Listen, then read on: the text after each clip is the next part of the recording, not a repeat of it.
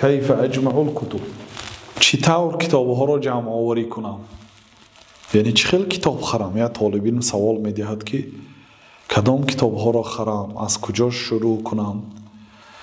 ولا یجب علیک ان تشتری جمیع الکتب، برای تو واجب نیست که تمام کتاب ها را خری و این نمیتونیم. بودند بعضی پادشاه ها کتابخانه های کلان ساخته بودند، واقعا کتاب های زیاد داشتون برای وقف یا برای استفاده تمام مردم. ولی اگر کسی پول داشته باشد این کارها را اگر انجام دهد خوب است. یک کتابخانه کلان تأسیس می دهد، از علما و از متخصص ها صاحب علم پرسیده بهترین کتاب ها را در آنجا جایگیر می کند، می خرد و کتابخانه را وقف می گذارد. یعنی استفادهش برای مردم اجازت است. کسی می خواهد آمده از کتابخانه استفاده برد، می دراید، می خواند و باز بیگاهی به خانهش می رود و در همون کتابخانه شرایط طهارت و دیگر شرایط ها را کرده می ماند. مثلا در مکتبه ظاهری دمشق، اونجا مکتبه مخطوطات بود، بزرگترین کتابخانه که دارای کتاب‌های مخطوطات دارد، یعنی دست‌نویس ها. حتی کتاب‌هایی بود که صاحبی کتاب مؤلفش با خط خودش نوشته است در داخل مکتبه ظاهریه هست. یعنی این گونه مکتبه‌های کلان غالباً پادشاه‌ها قدرتش داشتند، یا مثلا سوداگرهای بزرگ اگر خواهند که بعد وفاتشان یک صدقه جاریه، ثوابی که بر دوام رفته می ایستد اگر گذارند، همین خیلی مکتبه ها اگر کتابخانه ها اگر ساخته روند واقعا اینه ثواب می رد.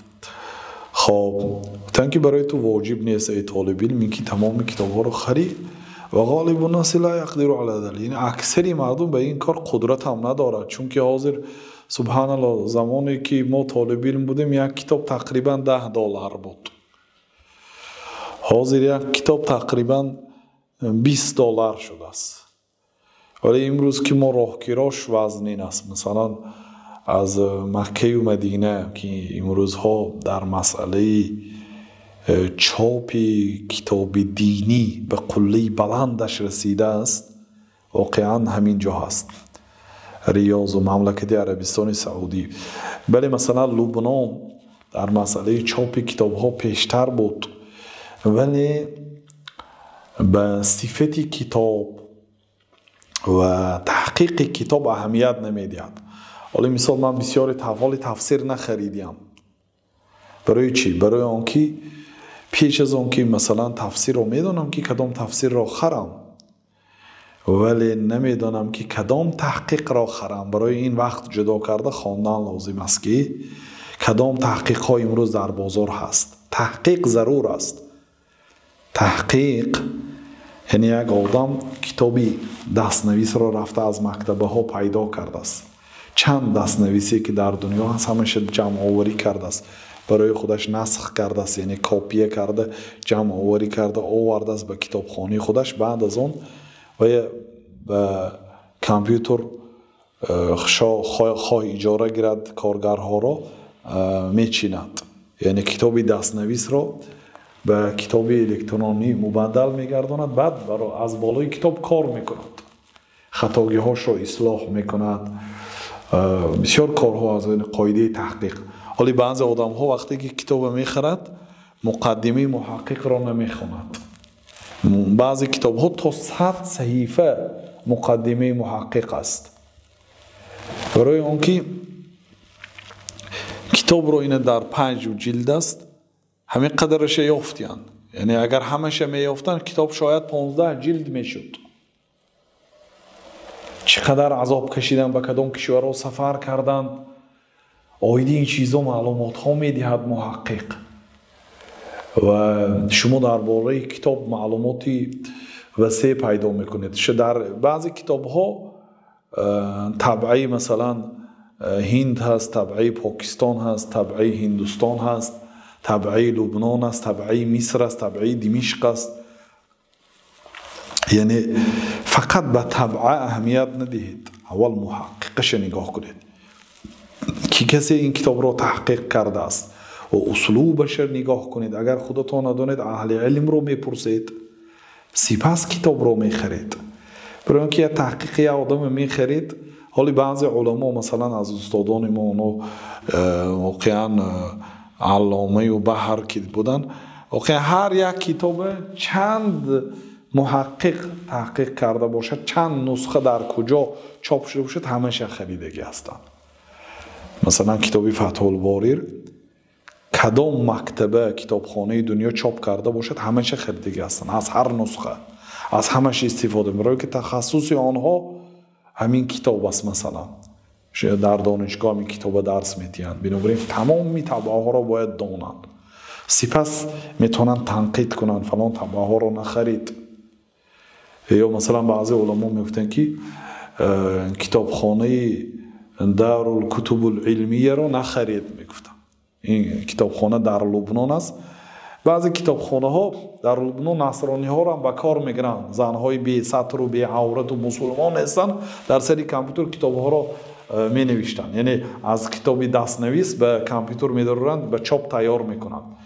و این کتابی دینی برای چاپش این عبادت که هست اخلاص لازم است، نیتی خالص لازم است. نه کسی که برای مال، برای پول، برای چاپ کرده فروختن، برای این کارها کند ثواب هم نمیگیرد و در اون کتابش غلط زیاد میشد، الله تعالی قبول نمیدهد. بنابراین طالب علم پیش از اون که کتاب خرد حاجت دارد که کدام طبعه تحقیقی کدام محقق را خرد به این علم داشته باشد.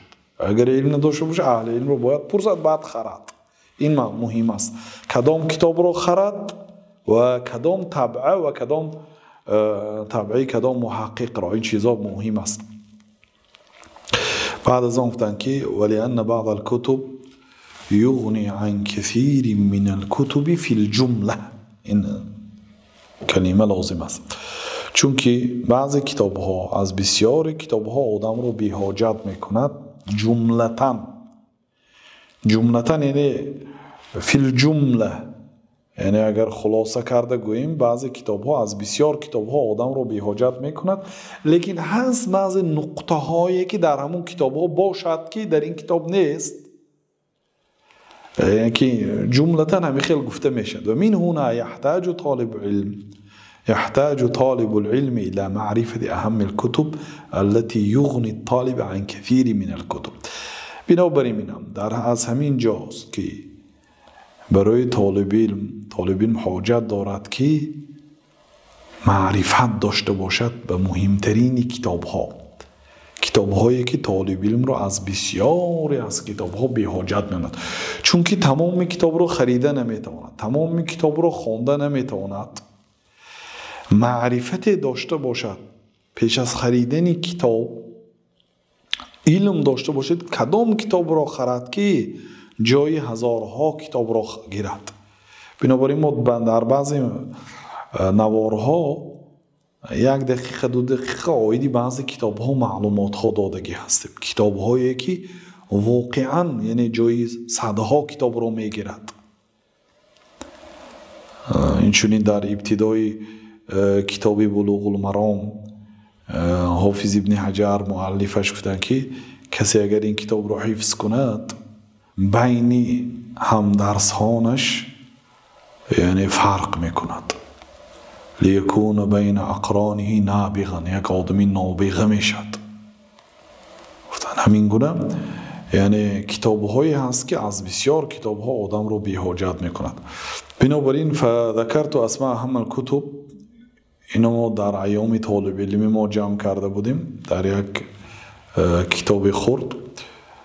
مهمترین کتاب ها را جمع آوری کردم، یعنی نام کتاب ها را مما سمعت ثناء العلماء فیه، یعنی که به گوشمون شنیدیم که علما با اون کتاب ثنا میگفتن، فلان کتاب را حتما باید داشته باشی میگفتن. کتابی هست که طالب علم باید در کتابخانش اون کتاب رو حتما باید داشته باشد و خواند میگفتن. یعنی از به گوش ما شنیدگی ها رو جمع کردیم، در دفترامو نوشته میگرفتیم اگر علما تعریف کنن.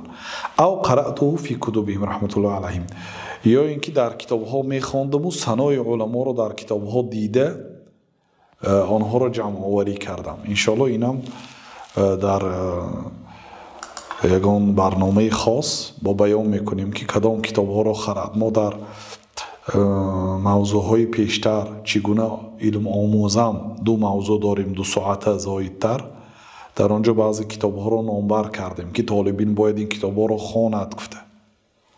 همین گونه کدام کتابی رو که علاهیده نوار کردیم ثنا گفتیم اون کتاب ها رو میخرید. انشالله ما کم کم بیان کردگی هستیم در ضمن صحبت ها.